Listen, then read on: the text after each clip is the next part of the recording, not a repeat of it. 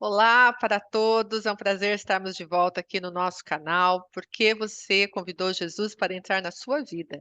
E hoje eu estou muito feliz, porque eu tenho aqui um amigo, o pastor Felipe, e eu convidei para estar aqui com a gente hoje, compartilhando a sua história. Pastor, muito obrigada, viu, por ter aceito o nosso convite.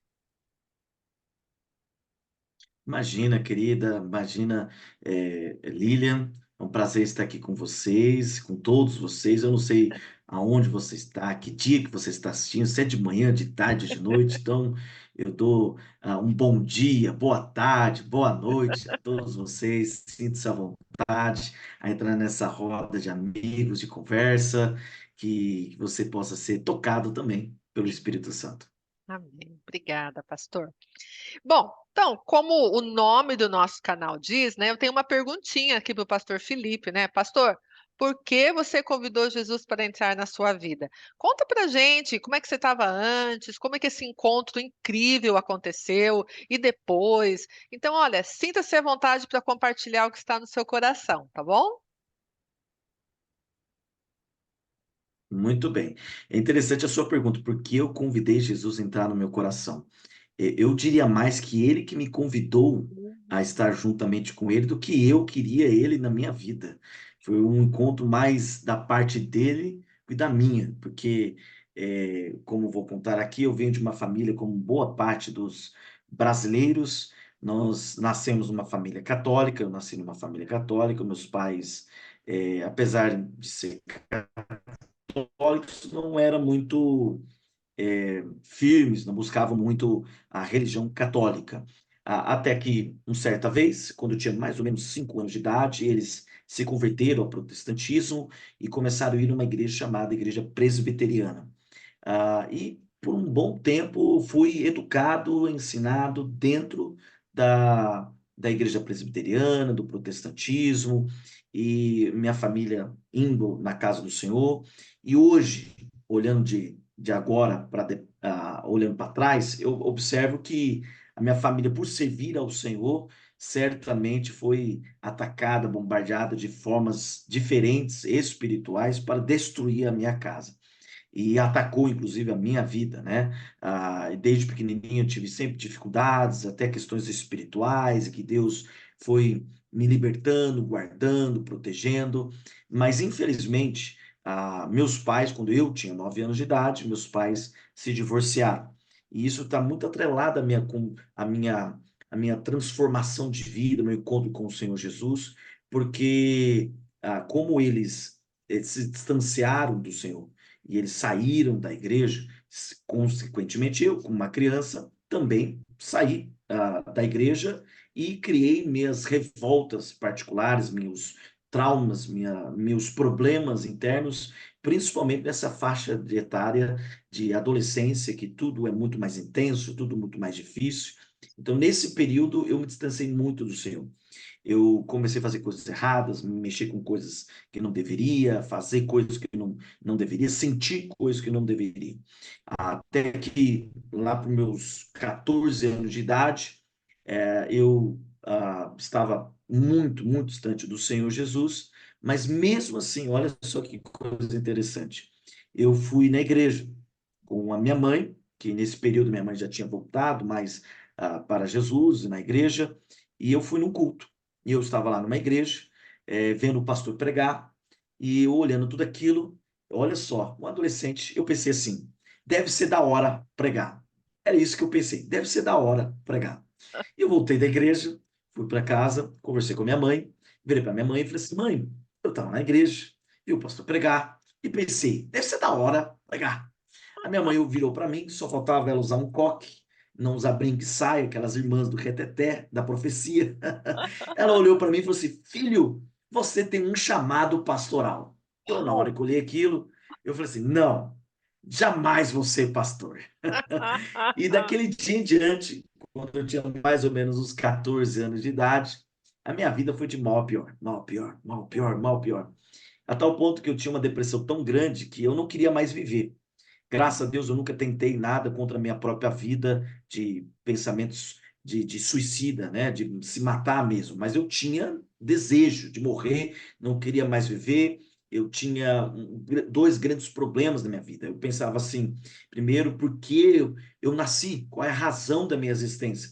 Se é somente é, nascer, trabalhar, ter filhos, eu pensava assim, que miserável vida é essa? Para que eu estou aqui? Sim, E o meu segundo grande problema era a tristeza profunda que eu tinha na minha alma, certamente derivado da não razão de viver. sim. E esses dois grandes problemas que eu tinha e me enchia o meu coração de tristeza, eu chorava e me distanciava de Deus e eu vivia a vida em pecado, no erro.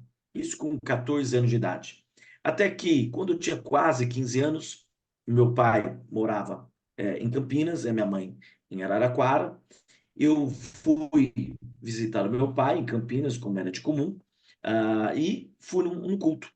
E naquela noite, naquele culto, na verdade, naquele domingo de manhã, o meu pai, como costume, um filho que sempre tem que ir voltar para casa da sua mãe, etc., estava triste, sabendo que eu já depois iria voltar para casa da minha mãe.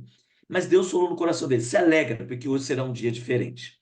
E naquele Uau. domingo à noite, eu estava no culto e eu não fazia uma oração há muitos anos, uma oração de quebrantamento, uma oração de buscar a Deus, uma oração de orar para Deus. E eu estava num período bem turbulento na minha vida. E eu orei mesmo assim para Deus, pedindo perdão dos meus pecados e pedindo para Ele falar comigo. E naquele momento, eu ouvi assim uma voz dentro de mim, Deus falando assim: eu vou falar com você. Aí começou o culto. Isso foi antes do culto começar. Aham. Aí começou o culto. Teve oração intercessória, teve louvores, teve avisos, e nada de Deus falar comigo. Teve pregação, e nada de Deus falar comigo. Até que eu falei assim: ué, o senhor não falou que ia falar comigo? Aí no finalzinho lá do culto, na minha mente, eu vejo eu arrumando as minhas malas, guardando todas as minhas malas e indo morar com meu pai. Era como se fosse uma visão mesmo espiritual. Uma visão.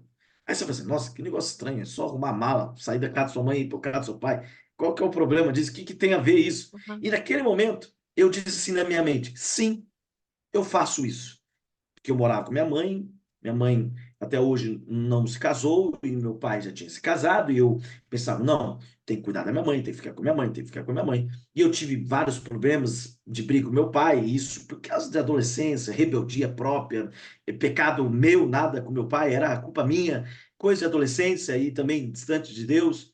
E eu falei, não, vou morar com minha mãe, vou morar com minha mãe. Só que naquele momento, quando eu pegava na visão que eu pegava a mala, arrumava para morar com meu pai, e eu disse sim. Do nada, eu chorei igual uma criança. Chorei, chorei, chorei, chorei, chorei, chorei igual uma criança. E ali foi a minha conversão. Aí, meu encontro com Jesus, minha transformação. E aí alguém fala assim, mas por quê? Como isso pode ser um momento de transformação? Se foi apenas dizer sim para Uhum. Jesus e nada a ver com crer em Jesus como Senhor, Salvador, Aham. acreditar nele, entregar toda a sua vida, confiar nele. Mas o que que acontece? Eu já vim de uma família cristã. Eu já sabia qual era a história de Jesus. Eu já sabia o que Jesus tinha feito na cruz, que ele tinha ressuscitado, morrido. Eu já sabia de tudo isso. Mas uma coisa é saber, É. outra coisa é ter ele como seu Senhor, que manda na sua vida. Uma coisa é você falar assim: não, eu quero ir para o céu. Todo mundo não quer ir para o céu, seja qual tipo de céu que você acredita, todo mundo vai querer algo bom, vai querer ir para o inferno. Então, uma coisa é você falar, Jesus vai ser meu salvador, eu quero as coisas boas. Outra coisa é você obedecer o que ele manda você fazer. E naquele dia eu estava dizendo simplesmente para ele: eu obedeço, eu confio, eu aceito o seu senhorio. E foi assim a minha transformação, meu encontro com o Senhor Jesus. E naquele momento eu chorei igual uma criança. E Deus começou a falar no meu coração. Foi um processo depois de que literalmente eu realmente saí da casa da minha mãe e fui morar com meu pai. Uau. Deus tinha mandado fazer isso e Sim, eu fiz sim. isso aos meus 15 anos de idade. E foi depois um processo, esse encontro com Jesus de um processo, quando eu, como eu falei antes da minha conversão, eu tinha tristeza profunda e não tinha razão de viver. Jesus me disse: a sua razão de viver é me servir, fazer a minha vontade. E a sua alegria vai ser ler a palavra de Deus e ouvir cânticos de adoração. E isso foi impactante para mim, Sim. porque aquela tristeza, aquela vontade de morrer foi-se embora. E o chamado que Deus tinha para mim, para pregar o evangelho, ser pastor, imediatamente voltou ao meu coração.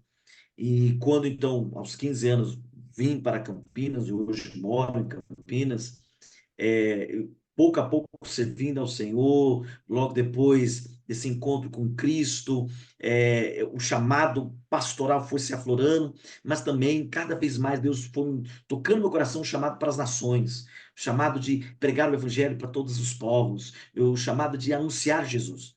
Porque eu entendo que esse Cristo que me transformou, tirou da depressão, tirou da falta de razão de existir. Esse é o maior presente que eu poderia receber, que é a salvação, a transformação, a alegria em Cristo Jesus. E é esse presente que eu quero levar para as pessoas. Essa razão de existir para Cristo, que transforma a minha vida, agora eu quero levar para outras pessoas. E foi isso que Deus me levou para outros povos, outras nações, e até hoje eu estou aqui pregando a palavra de Deus, anunciando a Jesus que ele é a nossa razão de existir. Ele de fato traz a verdadeira alegria para todos nós.